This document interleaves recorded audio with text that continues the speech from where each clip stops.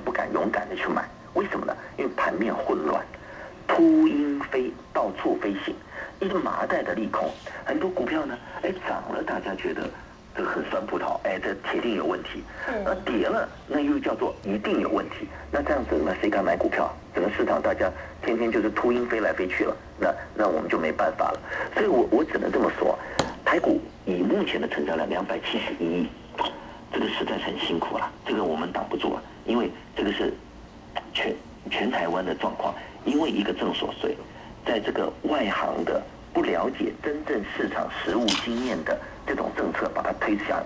第一你也收不到了，第二我在讲证交税少了500亿啊，也麻烦找一个官员来负责。观察跟掌握，这大盘确实那有股民最近是蛮悲观的形容，目前台股的盘势呢没有量就是一个死鱼盘那么虽然跌不下去呢，但是也是严重缺乏这上攻的力道，目前的。